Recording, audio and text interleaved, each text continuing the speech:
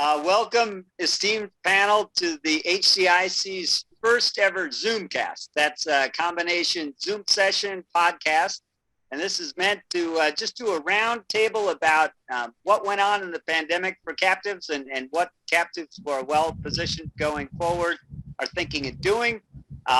Everyone's going to introduce themselves and address those questions. I'm your MC for the moment, Ed Hake, Bank of Hawaii, but I'll turn it over to Allie Quinn-Libben of Google. Allie, the stage is yours. Thanks. So I'm head of captives and international insurance at Google. Really looking forward to coming to the HCIC forum this year, and particularly to share the experiences we've all had with the pandemic. We were lucky in that our captive was well set up and well funded before the pandemic hit, but it's been immeasurably useful, not just for the pandemic, but for the current situation in Ukraine, managing to protect our employees and their benefits, and for the general hard market and the filling of gaps that we have in our covers. Thanks, Allie. Next up is Sam Brunell from Airbnb. Hi, everyone. Excited to see everyone in Hawaii this fall. I'm Sam Brunell. I'm a risk manager and our captive manager here at Airbnb. For us, I think it's no secret that the travel industry was hit particularly hard with the pandemic. We certainly weren't immune to that. Our bookings took a significant hit early in the pandemic. It was really interesting in the summer of 2020. We saw our bookings rebound, and we saw users really shift their preferences and their usage of the platform, where we saw a lot more domestic travel and road trips as opposed to international travel. We saw longer term stays as people were literally living on the platform as opposed to taking just a weekend trip. For the captive in particular, backing our core product protection programs that look after our hosts and our guests, we had to really pivot and shift our thinking and get a lot more granular in our pricing and in our analysis. It was essentially a large exposure shift that we saw over the course of the pandemic and that we're still living through. And we were just lucky that the captive was really the backbone of our product protection programs, and that we were able to pivot and we had the data to perform the analysis around that exposure shift. Thanks, Sam. Next up, we've got David Byer, Alaska Airlines. Hey, everybody. I'm David, as Ed said, from Alaska Airlines. I'm the risk manager and also manage our captive that's domiciled in Hawaii. I'm looking forward to seeing everybody at the forum. And Alaska Airlines is looking forward to flying you to the forum. If you like, we've got 7 gateways up and down the West Coast from Anchorage down to San Diego. One of those gateways is what we call our hometown of Seattle, Washington. And a lot of what we focused on from a captive perspective was the state of Washington during the pandemic.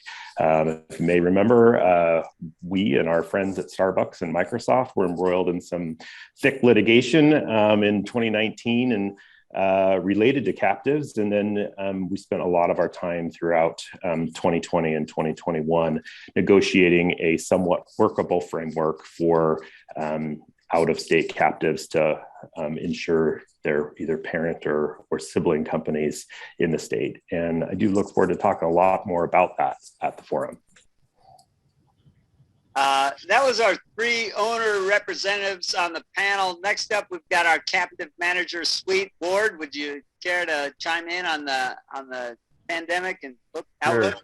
Sure. And I'm looking forward to seeing everybody in Hawaii later on this year. And it's great to see everybody on the panel as well. What we've seen in terms of the total portfolio of clients that we work with, and I think others have seen the same thing, is that the pandemic really took a lot of people by surprise. So for the property casualty coverages, cyber coverages, et cetera, there was a lot of tightening in the marketplace. Pandemic really played a role in how that got perceived by the market and how it got priced into the market. We're going to expect to see more of that, particularly in supply chain. For manufacturing types of customers or those that are shipping overseas. So we're going to see a lot more of that in disruption coming from pandemic as well as from the hard market, with the captives playing a pivotal role all the way through. But I look forward to seeing everybody there, and I will be flying out on Alaska Airlines. Next up, the inimitable Scott Sternberg from Marsh. Hey everybody, aloha. Look forward to seeing everybody in Hawaii. Scott here from Marsh. I help lead the office here in Hawaii. I think the key was flexibility. Captives are flexible tools. So when the pandemic hit, some people needed cash, they pulled cash out. Some people needed to respond to a very difficult, hard market still happening now in D&O. So I think that captives really proved their worth in the pandemic more than anything I've seen in the 25-year history I've been working in captives. That's what I would say. For those that didn't see me during the pandemic, I did grow a beard. I'm contemplating growing the beard back for the forum. So if you come, you might see me in a beard. Okay, just put that out there. From the legal perspective, none other than Paul Shimamoto joins us, now partner at Goodsill. Hello, Paul.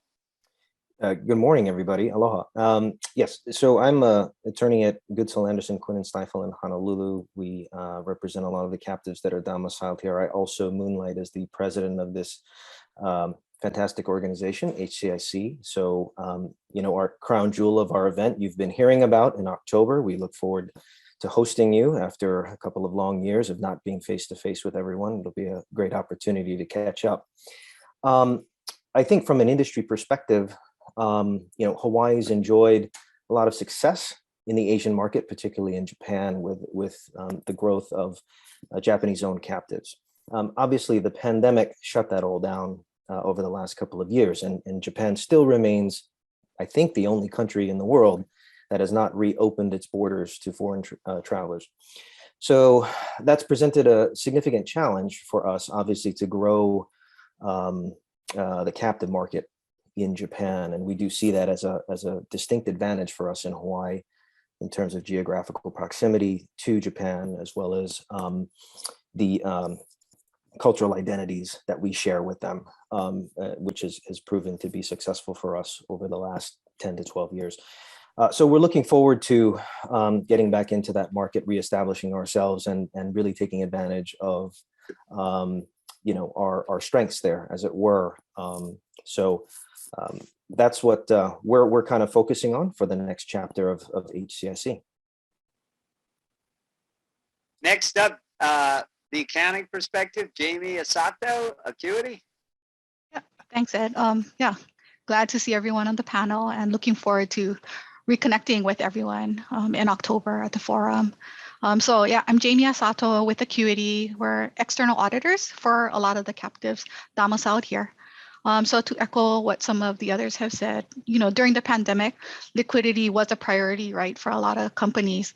So from the audit side, we were seeing a lot of dividend distributions, increase in loan backs from the captive back to the parent, so it was good, right? I mean, I guess they could, have the flexibility to do that.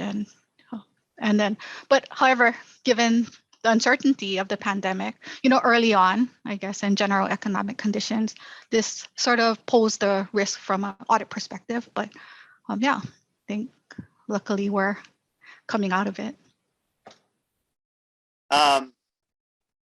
Thank you, Jamie. So I'm Ed Hake at Bank of Hawaii, as mentioned, and so I'll make a couple of comments on sort of banking and investments.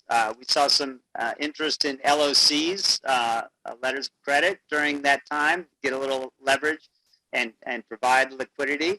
From the investment perspective, uncertainty, people and markets don't like it, so volatility goes up. It reminded me of a quote that Peter Lynch, the old Fidelity Magellan longtime portfolio manager, and I'm going to read it. It says, "Far more money has been lost by investors preparing for correction or trying to anticipate corrections than has been lost in corrections themselves." So the market goes down a few points, people get nervous, they get out. Pre-pandemic, what happened in the pandemic? I mean, we saw 100% returns because now they put a lot of stimulus. Maybe we're going to get our time in the barrel now, but either way, a well-written SIP helps captives stay the course, invest for the long term, and so that's something that I witnessed captives wrestling with in the pandemic, and what I see going forward is those who have an investment committee and keep their eye on the long game or the long compass heading are happiest in the long run. So that's my comment on before and after, and how to position going forward. But I too look forward to seeing everyone, and I think it's going to be a big event. Last year's room block sold out almost immediately. So when Carrie releases this registration, I encourage you, if you want to stay at the Four Seasons at a rate that you won't see again for a while, considering inflation is amongst us, please come register early and often, bring your whole team, and we look forward to seeing you.